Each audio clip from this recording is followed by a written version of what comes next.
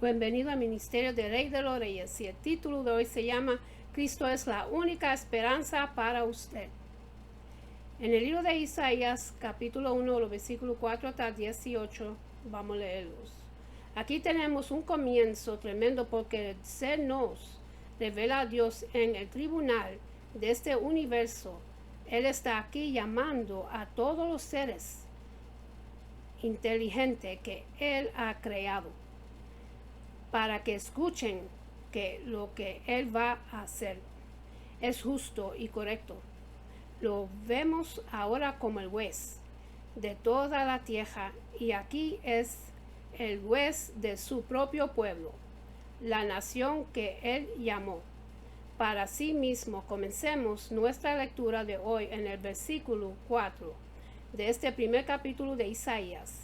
Hay gente pecadora, pueblo cargado de maldad, generación de malhechores, hijos depravados, dejaron al Señor, provocaron a ira al Santo de Israel, se volvieron atrás. Vemos a Dios como el juez de toda la tierra y de su propio pueblo, Israel.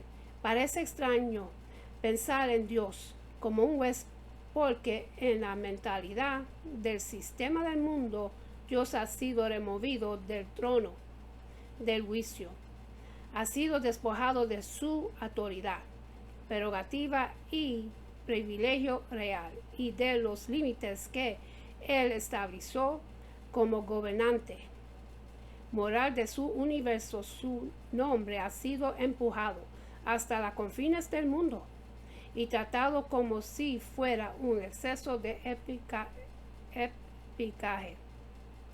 No queremos ser irreverentes hoy cuando decimos que la enseñanza moderna nos ha dado una concepción completamente deformada de Dios. Ha sido caracterizado como un anciano bondadoso y sentimental. Este es el concepto general que muchos tienen hoy en día. Dios, pero la Biblia no lo describe de esta manera. Dios va a juzgar a este universo algún día, tal como Él ha juzgado a su propio pueblo, y ellos deberían servir de advertencia, no solo a las naciones, sino también a los individuos. Israel fue descrito aquí como un pueblo cargado de maldad y esas palabras cargadas de maldad arrojan mucha luz sobre esa invitación personal que el Señor Jesús proclamó en el Nuevo Testamento, como leemos en el libro de Mateo, capítulo 11, versículo 28. Él dijo: venid a mí, todo lo que estáis trabajados y cargados, y yo os haré descansar. Y entonces sabemos lo que Él quiso decir: cargados de maldad. Esta era la condición del pueblo de Israel. Y hoy esta misma invitación se extiende a todo aquello que están soportando la carga del pecado, para que traigan su carga y la dejen sobre Él, para que encuentren el descanso de la rendición. En este versículo Dios expresó la condición de Israel. Eran apóstatas, se habían apartado de Dios y eran un pueblo cargado de maldad, y en consecuencia Dios iba a señalar adelantalmente la acusación que Él presentaba contra ellos. Esto nos hace recordar la filosofía del gobierno humano por medio del cual opera Dios. Este sistema nos fue presentado en el libro de los jueces y podemos ver este ciclo de la historia del gobierno humano operando en las naciones.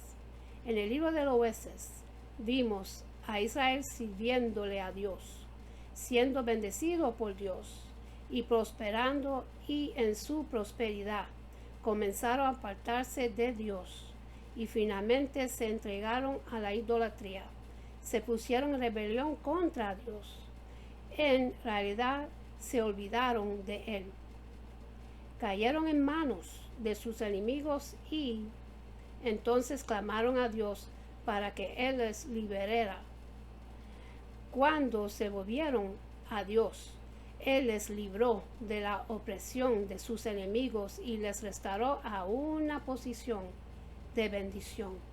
Esta escena histórica se repite circularmente por todo el relato de las Sagradas Escrituras, y la historia ha confirmado el hecho de que hay tres pasos en el proceso de caída de cualquier nación.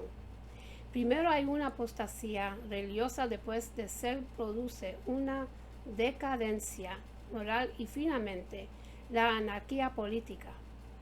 Ahora hay muchas personas que no prestan ninguna atención a este ciclo hasta que se llega a la etapa de la anarquía política. Entonces comienzan a clamar, reclamando un cambio de gobierno y pidiendo que se adopte un nuevo sistema. Ahora bien, el problema de fondo no está en el sistema del gobierno. El problema de Jerusalén en aquella época no estaba en el palacio real. El problema estaba dentro del templo. Las dificultades comenzaron cuando hay apostasía espiritual. La apostasía es el abandono de la fe. Continuemos leyendo los versículos 5 hasta el 7 del libro de Isaías, de este primer capítulo de Isaías. ¿Por qué quieres ser castigados aún todavía, os rebeldes? Toda cabeza está enferma y todo corazón doliente. Desde la planta del pie hasta la cabeza no hay en él cosa sana, sino herida, hinchazón y podrida llaga. No estás curadas, ni vendadas, ni suavizadas con aceite. Vuestra tierra está destruida, vuestras ciudades puestas a fuego. Vuestra tierra delante de vosotros devorada por extranjeros y asolada, como asoliento de extraños. Lo que Dios dijo en estos versículos era absolutamente cierto. Había decadencia moral y anarquía política, pero Dios no intervino, se mantuvo apartado. Esta no era todavía la acusación que él presentaba contra ellos. Escuchemos lo que dicen los versículos 8 y el 9. Y queda la hija de Sión como enramada en vina, como cabana en melonal, como ciudad asolada. Si el Señor de los ejércitos no nos hubiera dejado un resto pequeño, seríamos como Sodoma, semejantes a Gomorra. En otras palabras, que si no hubieran habido un remanente fiel, Dios habría destruido a Israel como hizo con Sodoma y Gomorra. Pero siempre ha existido un remanente del pueblo de Dios, y ese remanente existe en la actualidad. Y hay un remanente en la actualidad. Hay cristianos esparcidos por todo el mundo, y dice el versículo 10: príncipes de Sodoma, oí la palabra del Señor, escucha la ley de nuestro Dios, pueblo de Gomorra. Aquí Dios lo estaba explicando detalladamente. Todo el problema consistía en una apostasía espiritual. Dice el versículo 11: ¿para qué me sirve, dice el Señor, la multitud de vuestros sacrificios? Hastiado estoy de holocaustos, de carneros y de grasa de animales gordos, y no quiero sangre de bueyes, ni de ovejas, ni de machos cabríos. Dios especificó sus acusaciones contra su pueblo. Él había puesto su mano sobre un asunto correcto, y él iba a demostrar el punto determinado en el cual ellos estaban equivocados. Dios señaló con su dedo a lo mejor que tenía el reino de Judea y no a lo peor. Les mostró aquello que estaba muy mal. Israel tenía una religión dada por Dios y un ritual establecido por Dios y un templo construido por Dios, pero ellos estaban actuando mal en aquello que representaba lo mejor que tenía. Estaban trayendo sacrificios y cumpliendo el ritual, de acuerdo con la letra de la ley, pero sus corazones estaban en rebelión contra Dios. Su religión no estaba afectando a su conducta. Sinceramente, este es un problema de gran actualidad entre los creyentes de nuestro tiempo. Muchos de nosotros hemos llegado a un punto en el cual tenemos una cierta forma de piedad, de devoción, pero rechazamos el poder que existe en ella. Continuemos leyendo los versículos 12 y el 13. ¿Quién pide esto de vuestras manos cuando vines a presentarlos delante de mí para pisotear mis atrios? No me traigas más vana ofrenda. El incenso me es abominación. La luna nueva, sábado, y el convocar asambleas, no lo puedo sufrir. Son iniquidad vuestras fiestas solemnes. Aquí podemos ver que incluso aquello que Dios ha ordenado se convierte en algo inútil cuando el corazón no está implicado en ello y cuando no afecta a la conducta del creyente. Estimados hermanos, si el Señor Jesús fuera a su iglesia el próximo domingo, ¿tendrá algo que decir a favor suyo? La felicitaría por su fidelidad hacia él. Le podría decir lo mucho que él aprecia sus intereses y participación espiritual en los encuentros de la comunidad cristiana y en lo que usted le entrega. Me temo que no. Aquel que tiene pies como el brillo del bronce brunillo, cuyos ojos son como llamas de fuego. El libro de Daniel, capítulo 10, versículo 6, y el libro de Apocalipsis, capítulo 1, los versículos 14 hasta el 16. Y Proverbios, capítulo 5, versículo 4, no podría decir algo a favor nuestro. Creemos que a la mayoría nos diría que toda nuestra forma exterior, todos nuestros elocuentes testimonios y profesiones expresadas en público le molestan, le desagradan. Más bien nos diría que necesitamos arrepentirnos y venir a Él con una actitud humilde. Seguramente en estas palabras dirigidas a su pueblo hay una advertencia para muchos cristianos en iglesias. Fundamentalmente, nuestras dificultades actuales tienen un origen espiritual, y hasta que un cristiano profesante se arrepienta y experimente una verdadera renovación espiritual, no hay esperanza. Para muchas iglesias o congregaciones cristianas, continuemos leyendo en los versículos 15 hasta el 17 de este primer capítulo de Isaías. Cuando entendeas vuestras manos, yo esconderé de todos mis ojos. Asimismo, cuando multipliques, la oración, yo no oiré. Llenas están de sangre vuestras manos. Lavaos y limpios, quitad la iniquidad de vuestras obras delante de mis ojos.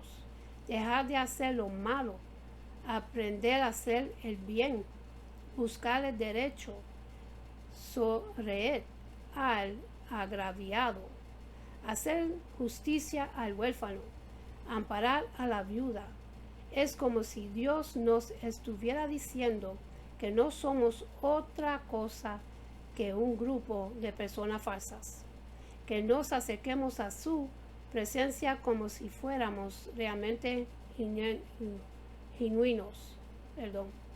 ¿Qué hacemos? Nuestros sacrificios, cumplidos con ciertos rituales, pero que todo ello carece absolutamente de significado espiritual. Para nosotros, aquí en este pasaje, vemos que Dios expresó claramente su acusación contra aquel pueblo. Ellos eran culpables de apostasía, lo cual les había conducido a la decadencia moral y a una anarquía política en la nación. Dios había convocado a Israel a la sala de tribunal y había demostrado su acusación contra ellos. Israel era como un preso acusando, esperando su sentencia en el juicio. Dios podía ya ponerse en movimiento para castigarlos. Pero aún en un momento como este, tardíamente casi fuera de tiempo, Dios estaba dispuesto a resolver este caso fuera del tribunal. Es como si Él le dijera a Israel: no vayan ustedes a juicio contra mí, porque van a salir perdiendo. El juez tenía algo más que decir y quedamos enormemente sorprendidos de lo que dijo a la continuación. Escuchemos en el versículo 18 de este primer capítulo de Isaías: venid luego, dice el Señor, y estemos a cuenta. Aunque vuestros pecados sean como la grana, como la nieve serían emblanquecidos. Aunque sean rojos como el carmesí, vendrán a ser como blanca lana. Dios le está diciendo al reino de Judá que no le obligarán a dedicar sentencia, que arreglarán el asunto fuera de la sala de tribunal. Recordemos que eso fue lo que el Señor Jesucristo dijo en el libro de Mateo, capítulo 5, versículo 25. Ponte de acuerdo pronto con tu adversario, entre tanto que estás con él en el camino. O sea que no esperemos hasta que Él nos lleve ante el tribunal. Dios tiene una fórmula secreta, una alquimia divina, una recta potente, una porción poderosa, un Israel celestial que remueve el pecado. No es una fórmula secreta como la de una bomba nuclear, pero es más potente y puede lograr una transformación maravillosa y increíble. En el capítulo 53 de este libro de Isaías podremos contemplar a aquel que fue más desfigurado, que sufrió más y que murió de forma diferente, que fue herido por nuestras transgresiones, y como Él pagó la deuda, Él castigó el juez, puede ahora ofrecernos su compasión y misericordia. La sangre de Jesucristo, el Hijo de Dios, continúa limpiando de todo pecado. Así que esta fue la acusación de Dios contra su pueblo, y esta fue la base sobre la cual ellos podrían volver a Él. Si ellos se volvieran a Dios, Él preservaría a la nación. Históricamente vemos que Él estaría casi 100 años. Entonces, si no regresaban a Él y cambiaban de conducta, les enviará el cautiverio. 5 razones que causaron la decadencia y caída de aquel gran imperio mundial. Como primer paso hacia la decadencia se mencionó que se socavó la dignidad y santidad del hogar, que es la base de la sociedad humana.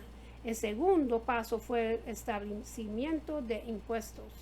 cada vez más altos y a un incremento de gasto público para proporcionar pan gratis y círculos para el pueblo. El tercer paso fue que se puso de moda una descabezada mañana por los placeres y los deportes que se fueron convirtiendo cada año en una experiencia más emocionante, más brutal y más inmoral. El cuarto paso fue implicarse en una carrera armamentista, incluyendo la formación de grandes ejércitos, cuando el verdadero enemigo estaba dentro del propio imperio. Y el quinto paso fue el decayamiento de la religión, que se fue convirtiendo en una simple forma exterior, perdiendo su contacto con la vida y perdiendo poder para guiar al pueblo. Es evidente y la historia así lo ha demostrado en muchas naciones que la decadencia de un país comienza con una apostasía espiritual, que es segunda por un deterioro moral, que da como resultado final una anarquía política. Ellos hablaban de lo maravilloso que se presenta al futuro, pero en conversaciones privadas uno comienza a escuchar las dudas de que el hombre mortal sea capaz de resolver o de controlar los problemas políticos, sociales y económicos que la vida ha puesto ante él. Observemos lo que han indicado otras personas. Un profesor de historia en Salisbury, Carolina del Norte, dijo: el gran sueño americano se está desvaneciendo en medio de realidades terribles y con signos visibles de una decadencia en nuestra sociedad contemporánea. Si uno echa una mirada hacia la historia religiosa y política, uno puede apreciar este dictatorio en el día de hoy. Por la otra parte, la creciente agresividad de la persona se manifiesta en todos los órdenes de actividad y convivencia humana. Ahora, ¿qué diremos de la decadencia moral? La palabra corrupción se oye ya demasiadas veces en los medios de difusión ante el aumento de las personas que aprovechan el ejercicio de poder político para enriquecerse.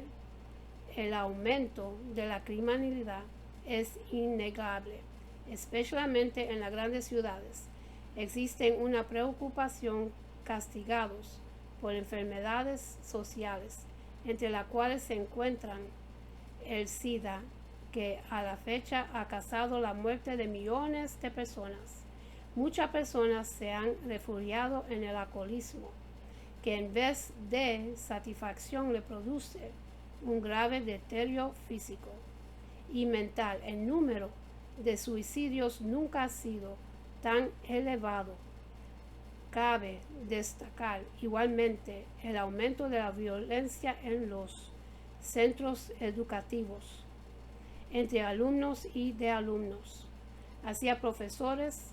La familia parece diluirse y dejar de ser el pilar de la sociedad. Con la conflictividad familiar, el relajamiento de las relaciones entre los miembros de la familia y el aumento del número de divorcios. Además, nunca ha habido tantos casos de violencia doméstica. Hermanos, podemos apreciar que se ha dado un gran paso así bajo en esto de la decadencia moral. ¿Y qué diremos de la decadencia espiritual?